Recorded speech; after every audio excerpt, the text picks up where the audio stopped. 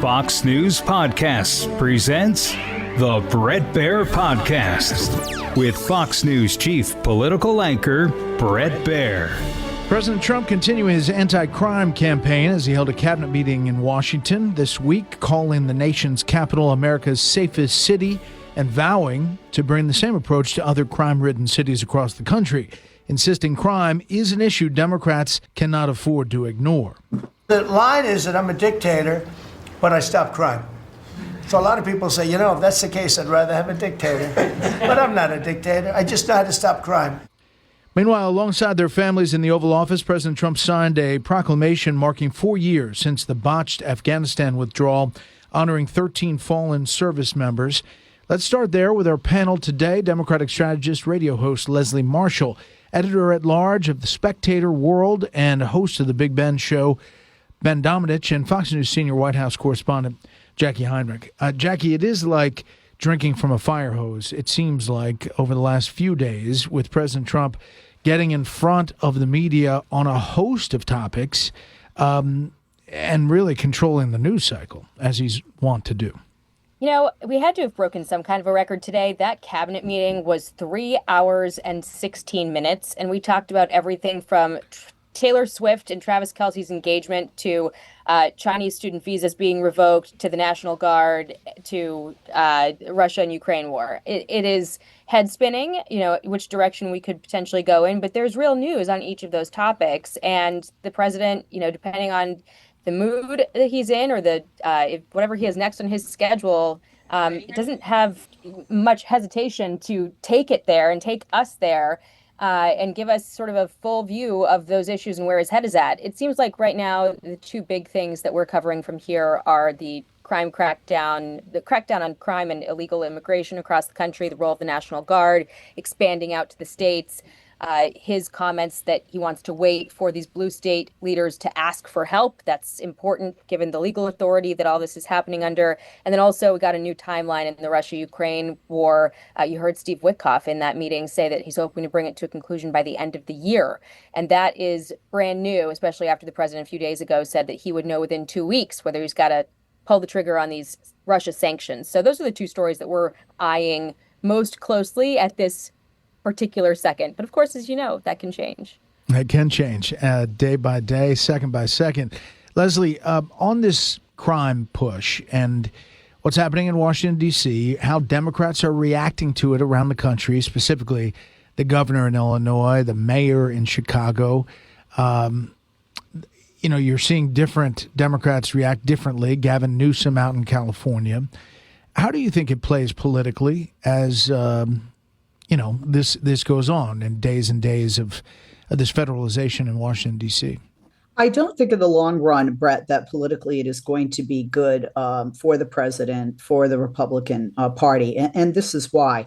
At first it looks good, but it's really not sustainable. I mean, you have, this going on in one city, and then you have the voters, whether they're Democrats, Republicans, independents, undecided, they start to, after the headline, they start to actually read the fine print. 53 cities, majority in red states, have higher crime rate than D.C., Memphis, St. Louis, New Orleans, Little Rock, Virginia Beach. Example, D.C. crime was down in 2024 with homicides 50%, an additional 19% this year so far. Moderate drop in crime, see huge increase in the number of ICE arrests. And a lot of people, would say, especially in the criminal justice system, if you put more money in law enforcement and local judges, that will help. Also, now this is hurting businesses. There are restaurants closing. And, the president was saying you can get a reservation. You couldn't get a reservation at at a restaurant. Nobody was going to the restaurants. Yesterday, just for kicks, I went on to Open Table to book myself and my make-believe friend a dinner date at 7 p.m. And I had 83 opportunities in Washington, D.C., and that's not usually the case. Now, I know we have a recess going on, but at the same time, this is, a lot of people are saying, hurts businesses. And I just don't think politically it's going to do well, even though crime is an issue where Republicans tend to do better than my party, the Democrats. Yeah. Ben, the president said, I'm not a dictator. I just know how to stop crime. That is the pushback from Democrats, that this is authoritarian. This is, heading towards dictatorship. Yet, it is also slowing the murder rate in Washington, D.C. Woe be it upon me if I did not point out that the mayors of every city that Leslie mentioned are Democrats. The thing that I think stands out to me about this is I think Democrats are making a huge mistake. I think that they're siding with local officials whose popularity in the case of, many of these mayors, including, someone like Brandon Johnson, who's hovering around single digits, is very low in their cities, given the state of crime. But to Leslie's point, the idea that restaurants weren't closing over the last year in D.C. is just absurd. I happen to know two people who closed restaurants in D.C. The fact is that the president is providing an object lesson, and I think he set a trap for Democrats, and one that they would be wise to avoid.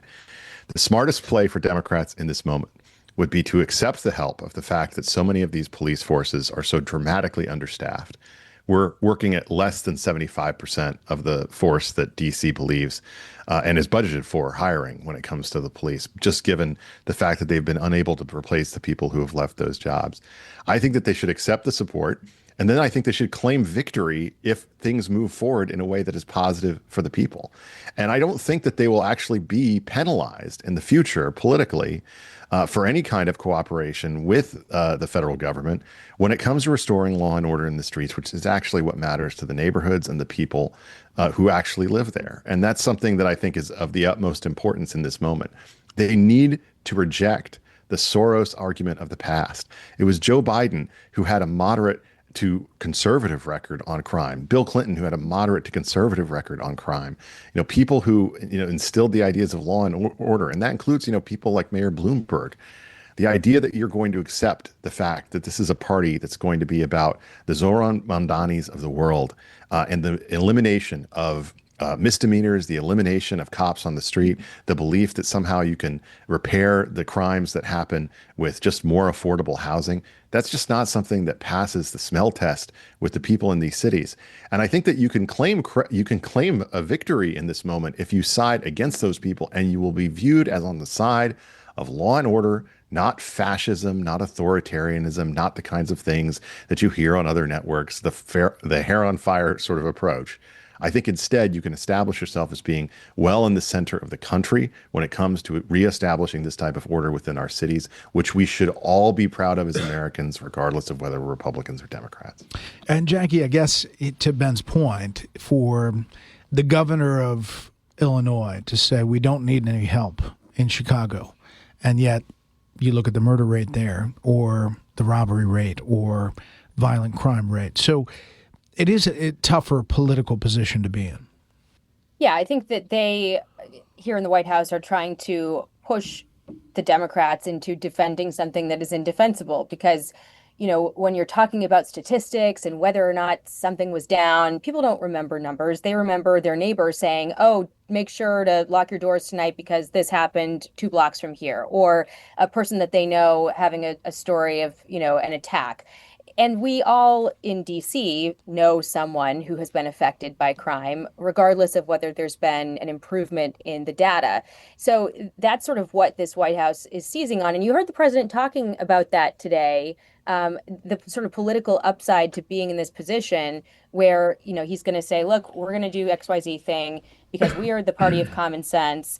We ran on common sense things like securing the border and not having men playing in women's sports. He's talking about them as being 80-20 issues, or as he put it, 97-3. That's his view. But what he's really discussing there is his sort of ability to seize on what people feel and make something out of that. And so I do think, to Leslie's point, though, depending on the scale of this, there's a chance that the public sentiment around it could turn.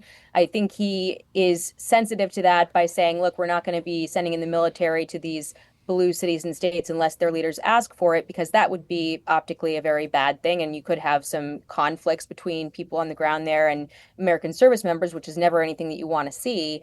But you do also have, 19 states where their governors have sort of requested to have the National Guard come out and cooperate with DHS and ICE officials in those states so that they can send their agents into communities to be doing more field work and not get tied up and bogged down in the processing of migrants at detention facilities or, fingerprinting and DNA swabbing and the like, the sort of clerical aspect of it all. You have those 19 governors working hand in hand with the administration to say, look, we are, trying to bring common sense back and get rid of who they call the worst of the worst. But we'll have to see how it plays out, what the response in the communities is. And if they are, in fact, going after the worst of the worst, or if grandma is swept up in a raid, that will potentially change the public debate over these things. But the president feels like he is on good, solid ground with this one. Panel, we'll hold it right there. Leslie, on the Ukraine-Russia front, talking to Steve Witkoff, the envoy, and where they think things stand, the Russians are not signaling a lot of get-together feelings. In fact, Sergei Lavrov, the foreign minister, saying that he believed the president, Zelensky, is not legitimate. President Trump saying that's all posturing, it's all BS, and he thinks that they are going to get to this next step of a bilateral meeting and then a trilateral meeting with him, maybe skip that step and just bring in him. Where is this, and what are the hopes that are realistic, do we think? Well, first of all, I just want to say, Ben, I'm sure that Robert Dyer of the Republican Party, who's the mayor of Virginia Beach, is going to be very interested that he's become a Democrat at your say-so. I missed Virginia Beach. I'm sorry, but every other city. I thought of that. You said all of them. You said all of them. She said Virginia Beach. I thought she said Richmond. I did. I know. I said Virginia Beach. But look, when it comes to this, Brett, this is an area where, some people are saying this could, for the president, become what Afghanistan did to Joe Biden, but, in a different way. The optics here have not been good. I mean, you have the president saying, I'm going to get this done. I'm going to get it done fast.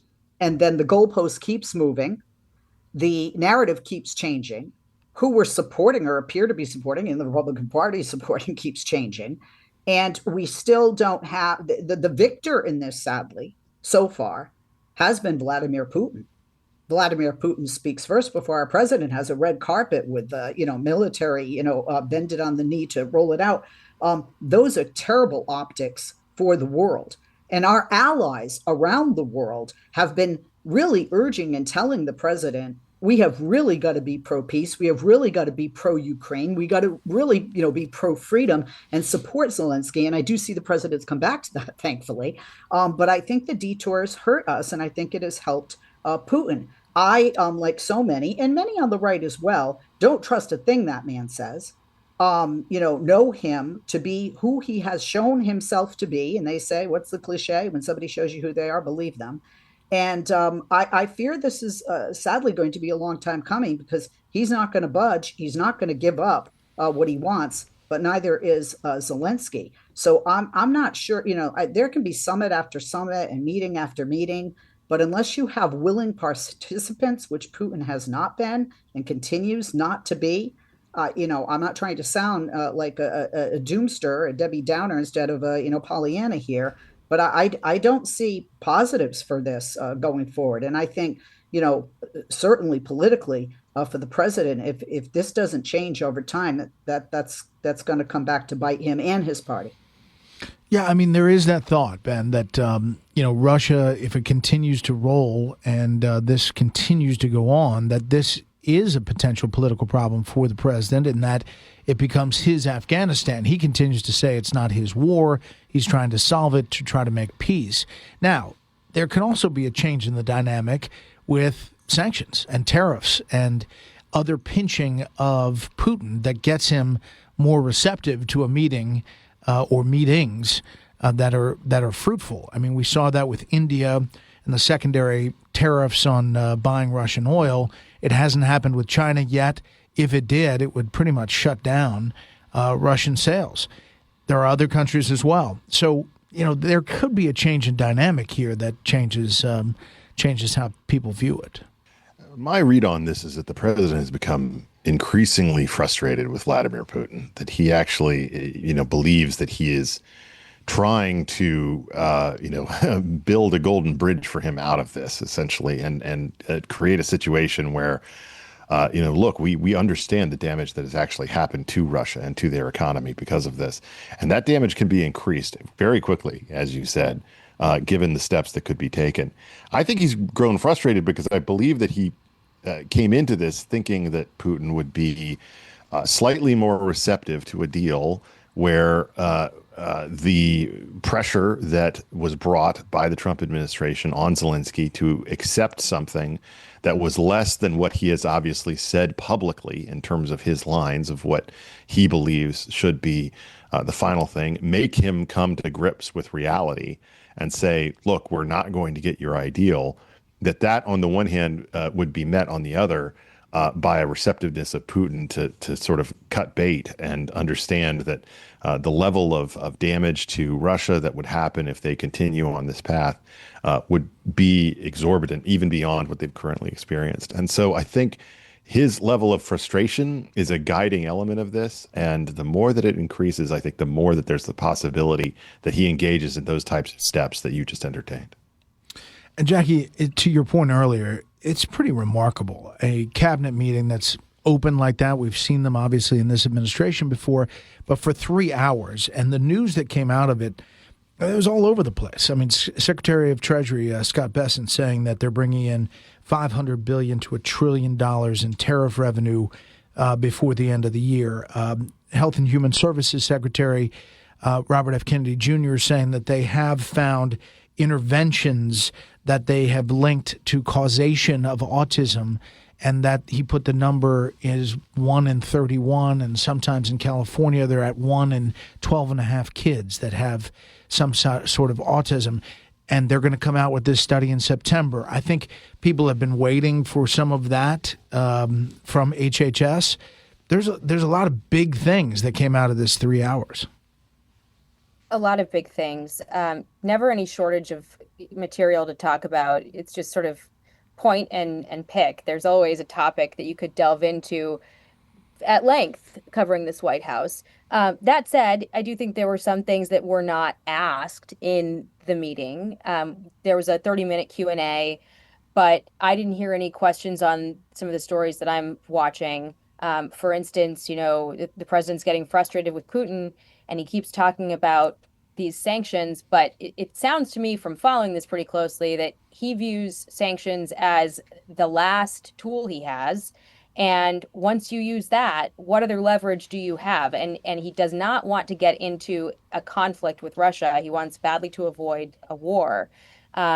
So does he actually plan on using these sanctions that he keeps threatening, or not? It seems like maybe the answer is no, but he wants to keep threatening it because he thinks that's really the only tool he has to drive Russia to the table. And in the meantime, why has the Pentagon been quietly restricting these long-range strikes into Russia?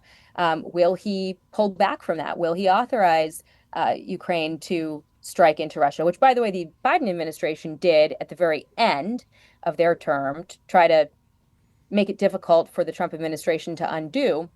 But it sounds like they have quietly undone it. There is some reporting that Bridge Colby sort of was the architect of that. But of course, these decisions go up the chain, and ostensibly the Secretary of Defense would be aware. Unclear if the president is aware of that or not. His Truth Social post the other day seemed to indicate that he was. But that might be the only other tool, aside from the sanctions, that this administration really has. And when I'm sitting here covering this White House and comparing and contrasting two administrations, that hesitation to allow Ukraine to do something out of fear of escalation is a new sort of thread that I'm seeing develop in this White House, one that I'm not seeing at all with other issues. But that's sort of one thing that stands out to me. And I wish we'd gotten questions on that topic today. Yeah. And finally, Leslie, there is a sense that Democrats politically are trying to find their way, trying to find a leader, trying to find a message, and that maybe they are missing the mark in some of this anti-Trump push. While it has passion and it's getting oxygen, it may be missing what middle America and people are practically caring about day to day. How do you deal with that criticism? Well, I'm old enough to remember Republicans in 2008, had to look in the mirror and had to reinvent themselves. And my party has to do the same. And that's part of the learning curve, not just in politics, I think in life, right? We fall down, we fail, and we look at what didn't work, and then we, change course and get up and move forward. Brett, depending on region and then depending on national, I believe you're going to find different messages in my party. For example, you have Mondomini in New York, who's not going to work in Kentucky. And Gavin Newsom works very well in California and has, actually great steam, according to the 30 polls, not just in California, but also throughout the United States. But the people in my party that speak about me too, what we missed were the issues of, crime, were the issues of immigration, and not issues that are considered to be, quote, and I air quote here, and I got to do that anyway because you guys can't see me, right? But woke. Because that, to me, like, I said before, and you've heard me say this many times, Brett, defund the police, stupid line. And it can't be, and it never can be, not us, but not them, but us, because we're not them. It can't be we're not Trump or we just don't like Trump. I've seen Democrats fail with that. I've seen Republicans fail with that as well. You have to be unified.